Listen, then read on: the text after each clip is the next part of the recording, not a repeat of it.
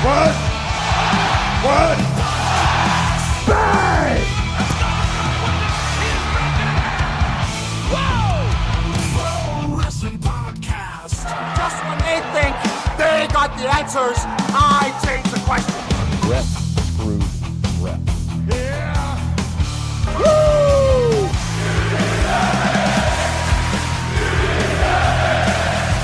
Who are you to doubt El Dandy? Because this guy's a serious professional. Did he do it? Unbelievable. Too hot to handle and too cold to hold. And I am Macho King Savage.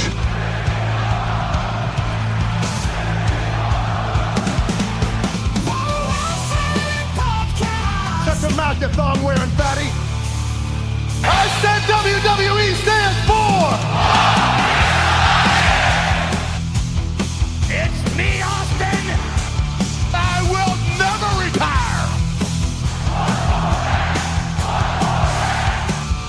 Promotional consideration paid for by the following. Hey, yo, Pro Wrestling Podcast listeners, welcome to the show where we don't sing it, we bring it. Help us out. Click subscribe to show your support. And that goes for any streaming service. I don't care if you're finding us on YouTube, on Rumble, Odysee, Daily Motion, Discord, Bluesky, you name it, we're on all of them, all the podcasting platforms, all of it. Wherever you're at, click subscribe, give a comment, give a thumbs up, give us anything you can. It all helps the logarithm. We'd appreciate your support. Hey, look, are you sick and tired of dropping far too much cash every single year for the latest and greatest wrestling video games? Stop immediately. Go to Wrestler Unstoppable right now, where you can create a wrestler, sign contracts, get into storylines, headline PLEs, even build your own company from the ground up. I mean everything from championships, designs, divisions, you name it, recruit talent, all that stuff, all included totally free in Wrestler Unstoppable. The way you get it, app.wrestlerunstoppable.com. Sign up today. And while you're there, look for Odin Maximus. That's my avatar. I'll be happy to help you get started in the game. Also, if you want to become a member of the Pro Wrestling Podcast family, you want your name in the shout-outs like my good buddy John in Texas. John, love giving you that shout-out. Then you got to pop by our Patreon page at patreon.com/Pro Wrestling Podcast. Sign up today. And here's the deal. Here's what you can do. You can sign up for the free tier, and that will get you an opportunity to know every time we put up a new content, it'll go directly to you. Or any monetary contribution, I don't care what the amount is, $1 a month, $5 a month, I don't care, gets you into the shout-outs on my show. Now, if you would like to co-host with me, $15 a month contribution guarantees you co-host an episode with me. $7.50 a month gets you entered into a drawing to also potentially host a show with myself. Tonight's show, welcome. I am Dr. Fro. Thank you for tuning into the Fro Wrestling Podcast. If at some point in time you decide you've got questions, comments, something you want me to touch on in the future episode, the best way to let me know that is by tuning in to the Fro Wrestling Sound Off line. Call in to 267-642-1160. Let us know whatever it is you want me to talk about. I will address those in a future episode. Tonight, we are talking all things WWE Friday Night SmackDown. And let's get right into the show, because the show was so frustrating on so many levels and very interesting in other ones. Let's start with some of the frustration. Right off the bat, Nick Aldis in the ring to determine what he's going to do about Chelsea Green now that she has the fractured orbital bone and she has the interim women's world championship. Now, we already have Rhea Ripley on the shelf. It was announced this week that she's had surgery. She's not coming back anytime soon. So what are you going to do? Have an interim women's champion? That doesn't even make a little bit of sense. So instead, he tells her that she's got 30 days to get healthy and be able to compete before he has to strip her of the title. Here is the problem with not stripping Rhea Ripley originally. Because you set precedent with Rhea Ripley. You didn't strip her. How can you strip this one? So now what we have to hope, and I guess when you look at the initial reports, it was a 5 to 6 week thing. Hopefully, she's able to compete before that 5 weeks is up or whatever it is that we have left and can get into the ring and have her match within 30 days, because I don't want to see her lose the championship due to forfeiture when the real champion, Rhea Ripley, is being granted all this grace period for an injury. I think that's oxymoronic, and I think that's a terrible way they could book the show. From there, Gunther interrupts. Now, I was curious how they were going to play this, because word is WWE's looking to do like a reset on all brands right now, post SummerSlam. And I thought, since he's been back, Matt Cardona has not done anything of real substance or importance. And basically, he's been a glorified mid-card jobber. So instead, I'd like to see the guy who went out into the real world and became the indie god, one of the most sought-after talents in the entire world on the independent scene. I would like to see him and Gunther throw down, but I wanted to see it built up a little bit more. Instead, Gunther comes out, starts talking trash with Nick Aldis, messing with Chelsea Green. Chelsea starts trash talking back, and to her credit, she was on fire. It was lit. It was a great segment. And of course, when Gunther looks more menacing, here comes Matt Cardona. I would have preferred they did not have the match that night, but of course on SmackDown, Raw, any of these shows, they always do this thing where they instantly give you that match is coming later tonight with no build whatsoever, which tells you right away that Matt Cardona is going to lose. Now, of course he was going to lose from the get-go, but I would have liked, when we get the match to take place, one, they're not even in wrestling gear. They're in their jeans, which I think is stupid. Put the match on for later in the night. That's what you do every other time, so they can actually look like pro wrestlers. And the other thing is, I feel like Cardona got in almost no offense. So for a little spurt there, he got his Rough Rider and all that, but it really was anticlimactic. It didn't give anything to Matt Cardona. And why did you bring him back if he was never going to be able to do anything of importance? I just don't understand. And look, if he's happy because he's spending time with his wife on the road or whatever, and he's making a great paycheck, I'm happy for him. And look, wins and losses don't necessarily mean everything in pro wrestling, but how do the fans get behind somebody who just, again, didn't have to win, but make him look more competitive? That's the thing I think WWE misses, right? When you can look back at old school wrestling, Ric Flair could make anybody look like they could legitimately be a threat to the NWA World Championship just by virtue of his talent working with anybody in the ring and putting them over. Not by giving them a win, but by making them look great.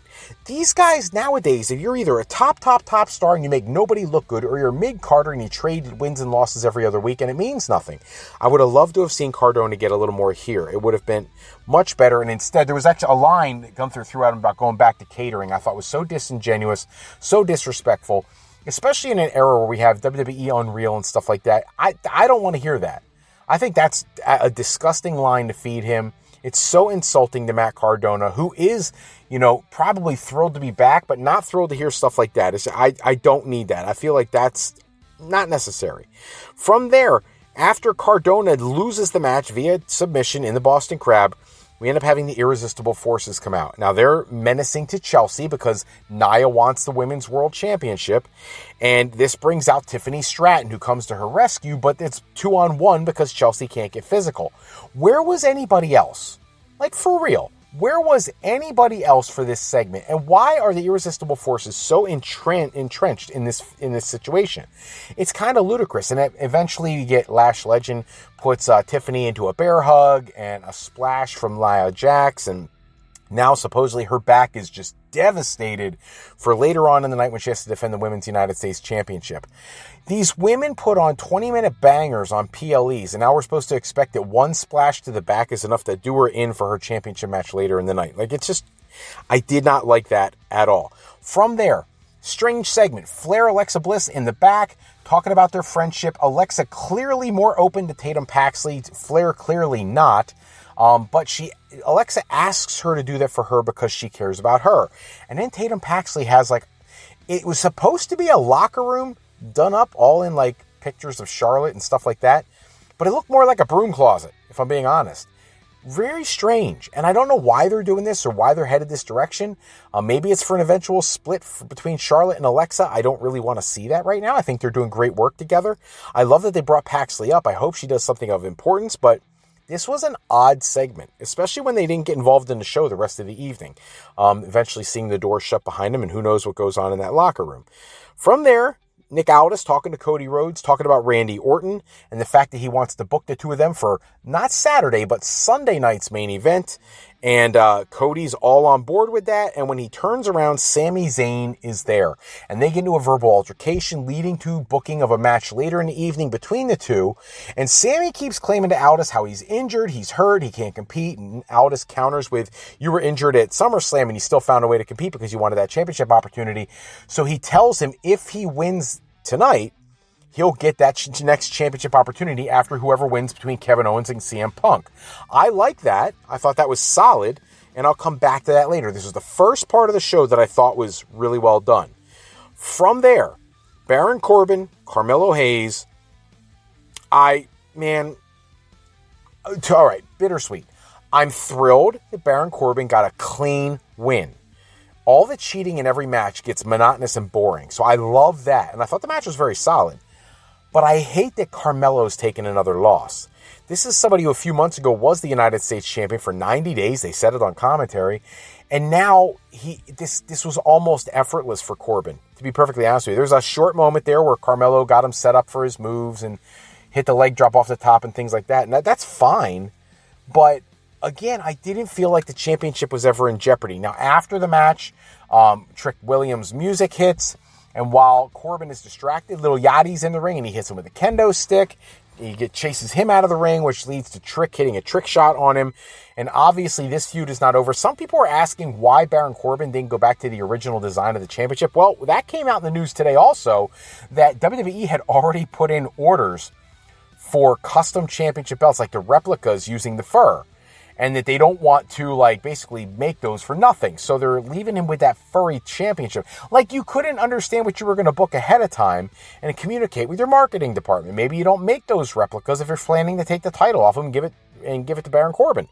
Very strange stuff. But, that being said, I'm okay with Trick staying in the championship picture. I don't think he ever should have lost the title to begin with.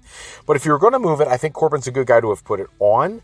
And that's taken a few weeks to really think through that. But obviously, these two are not done. I expect they'll probably have a rematch, maybe Sunday night's main event. Maybe it waits until Money in the Bank. We'll have to wait and see. From there, Kevin Owens, CM Punk, one of the better promos I've seen in recent WWE history because it felt like they were trying to be real. Kevin Owens with 20 years of bad blood with CM Punk talking trash right back. Daring him to hit him at one point, talking about 20 years ago, Punk talking down to him in a locker room, which I think makes KO look weak if you're still hanging on to something from 20 years ago, especially considering they're not the same people they were 20 years ago. From there, the conversation delves into friends of his that Punk doesn't get along with, and referencing there's more than 3, which I guess is like a reference to Kenny Omega and the Young Bucks in AEW without saying their names, which I guess was put in there intentionally to get the people to buy into the reality of what's going on. KO actually called CM Punk basically like he's a play actor every time he speaks. Talked about him coming back and making amends and all that because it was his only option and all that kind of stuff. And I understand the segment. I do. I don't hate the segment. I just don't love the segment either because I think they should have pushed some buttons a little further. Let's be honest. If WWE really wanted to spark some interest, say something about Omega and the Bucks. You don't have to say Kenny Omega or the Young Bucks. But, you could have said something like you had problems with some young bucks, some friends of mine who were just young bucks in the industry at the time or something like that. Just somehow tie it in so it's much more clear and a direct shot at the AEW talent.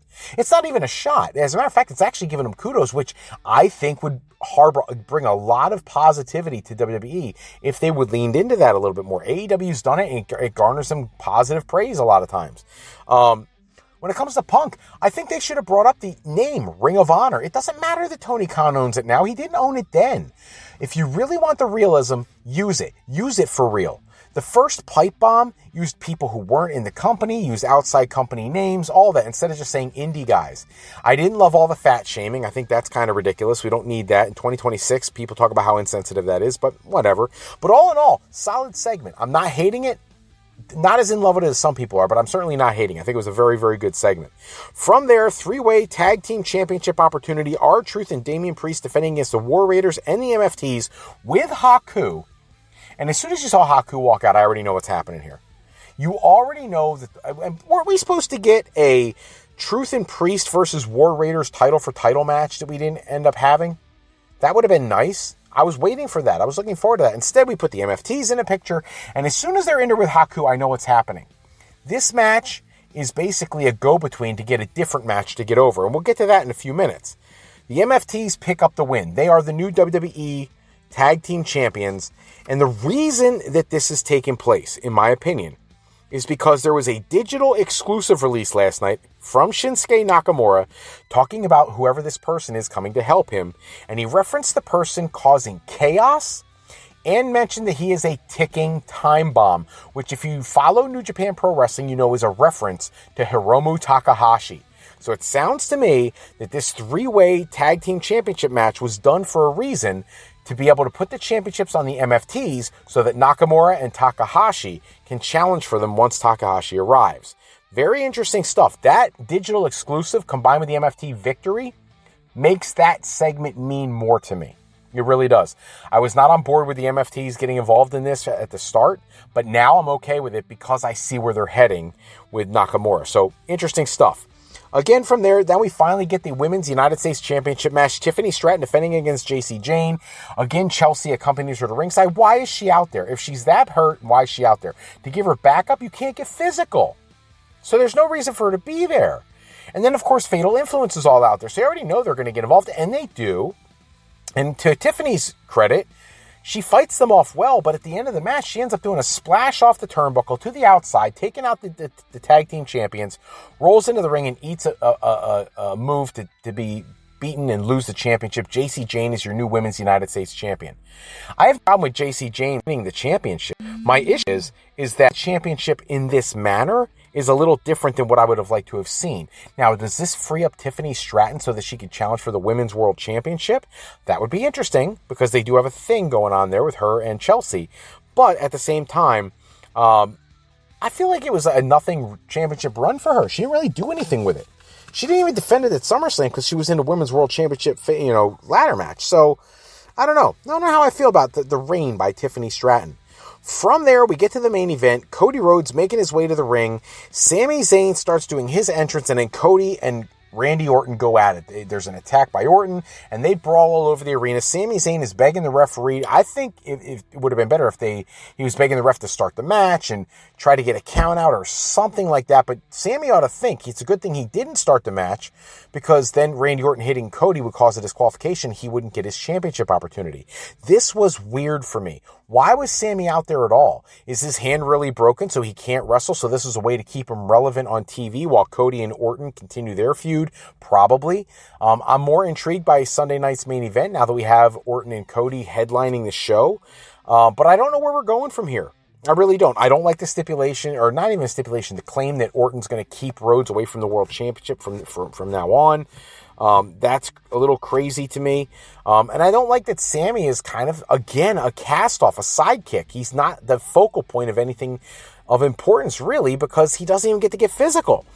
So, not loving the segment, not hating the segment once again, but overall, again, on a scale of 1 to 5 stars, I give this show maybe like 3.75. It was pretty good. There were some really good parts to it, but there was a lot of stuff that, I don't know, just not on board with. That's all the time we have for this episode. Check back with us next episode where we run down the latest wrestling news and rumors. Special thanks as always to Suno for creating the music and sound effects I use in the show. If you want to bring a new friend to family game night, it's easy. I got 3 options for you. 1, Sketchy People by Beezle Games, which is kind of like a cross between Chutes and Ladders and Pictionary. Or, if you want to cruise around the shopping center, go to the supermarket and see who can get in and get out the quickest, grab Banani Market by Doodle Play Games.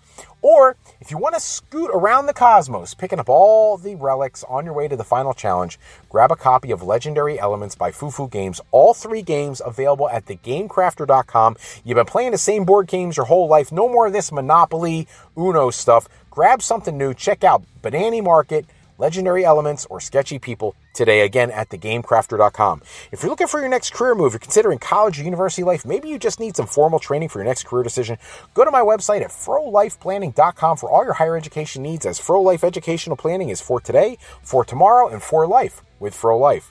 I'm Fred Froelich, better known as Dr. Fro. I want to thank you for taking some time with us today. Until next time, take care, everybody. Have a great one.